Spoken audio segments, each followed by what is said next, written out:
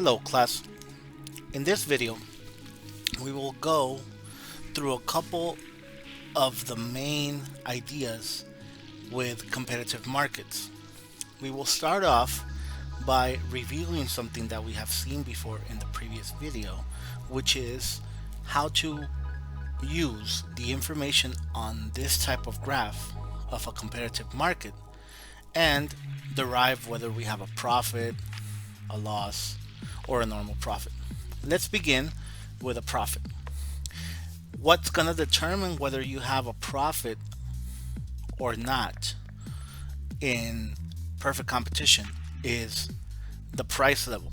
The price level will always come from the market. That's why we see here that the price equals the demand curve, because this price is imposed on the individual producer. So let's go through the main points here that we have to identify before we even start thinking about whether we have a profit or not.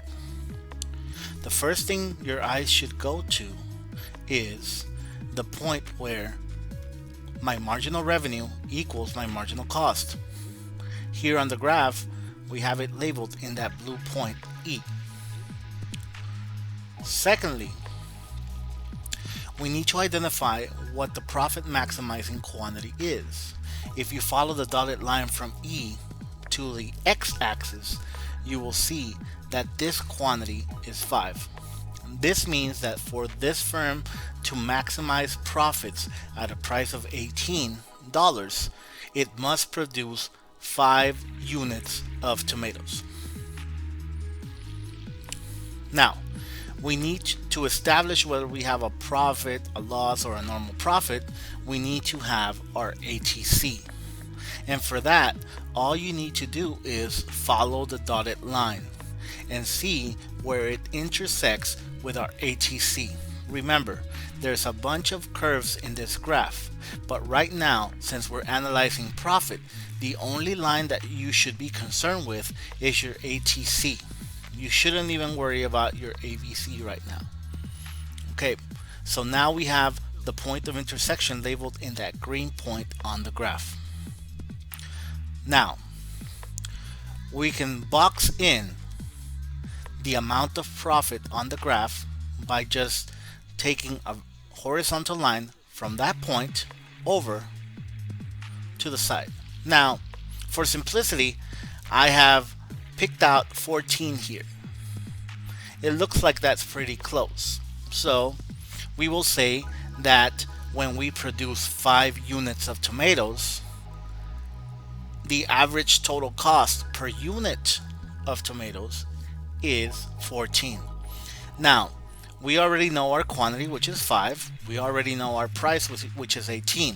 And we just found out what our average total cost curve is, which is 14. This is my modified profit equation that we learned about in the previous video. So I have 18 minus 14 equals $4 times 5 equals 5 times $5 equals $20 of profit.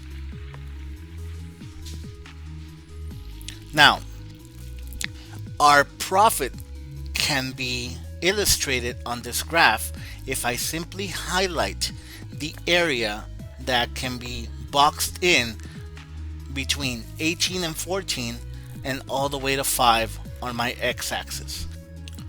Let's move on to a normal profit.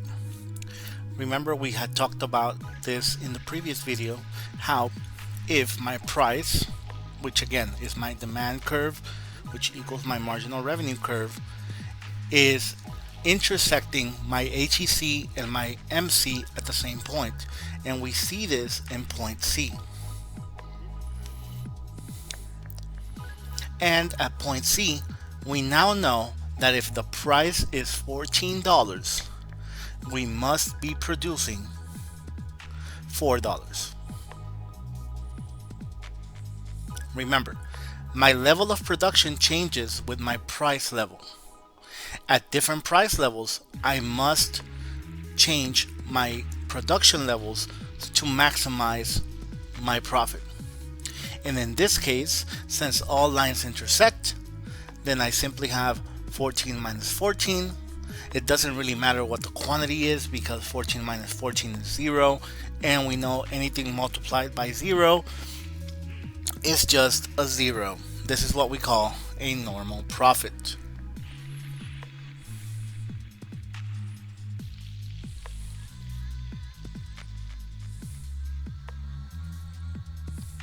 Next, what if the price falls below 12? Remember, the most important thing about this graph is to understand that the price is changing because of something that's going on in the market. In this example, one thing that could be happening for since the price is dropping is that demand is falling for this product.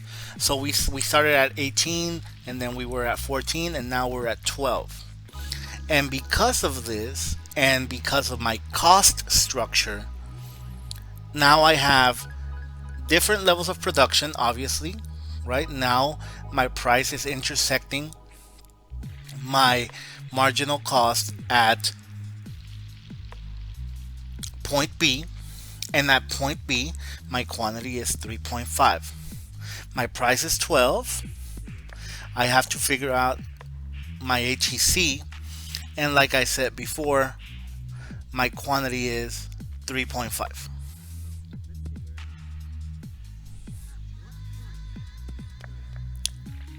How do we know it's 3.5? Well, again, look at the intersection of marginal cost and price. That happens at point B, and because we're at point B, my production level is 3.5. Again, it's always good to think about this, stick to the basics. Marginal cost equals marginal revenue, and that should be your guiding light for any of these problems. If you can identify that profit maximization point, then you should be able to identify everything else. Now, to identify your HEC, notice now that now my HEC curve is above this point. So now I have to extend this dotted line up. Now you see it on the graph. And we notice that that's the point of intersection now, that blue point that I just drew in. And we can also see that there's a dotted line going to the left, which points to a 14. So I know that my HEC now is 14. And notice, 12 minus 14 is going to give me a -2. So this should be a clear indicator of what do we have? We have a loss. In this example, the loss is $7. And now let's illustrate that. Remember that we are bounded between 14 and 12 and all the way to 3.5. So we have the check marks there just to show you that we are between 14 and 12. So that little area between that, and we're gonna color in all the way until we get to 3.5. That is the amount of my loss, and that's what equals 7. The area of that is -$7. Now we begin our analysis using our average variable cost curve, which is the one with the check mark now. And we also have the profit equation there, and I have highlighted the P minus HEC, and I'm telling you right now that we have a negative number now. So what I mean by this is that there's going to be situations in any firm where you are going to be experiencing losses. Okay, now in terms of production, does it mean that if we're already running on a loss, do we stop production? Well, not necessarily, because this is going to depend on a couple factors. And that's what we're going to analyze right now. So let's introduce the concept of a shutdown price, which we see there that is clearly labeled at the price of 10. Now, what does the shutdown price mean? A shutdown price means that this is the lowest the price can go where I need to shut down my production, right? And it occurs where at point A, when point A is clearly labeled here as the minimum average variable cost. So how are these things related? Okay, so let's think about it. If you look at that section of the graph between point A and point C, right? We have 3 points right there in the middle of the graph, A, B, and C, right? Between those points is when this firm is operating at a loss. Okay, so like we said before, obviously operating at a loss is not a good thing, but it doesn't mean that we should necessarily shut down.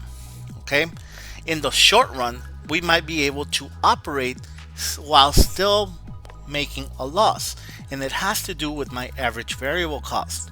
My average variable cost basically means my cost of operation, that I have to pay my employees, that I have to pay my utilities, and things like that. Anything that's variable, that's my cost of operation. So if I'm still above that cost of operation, then I can still keep producing. Now notice this 3. This 3 means that this is my lowest level of production. Anything before that is not feasible.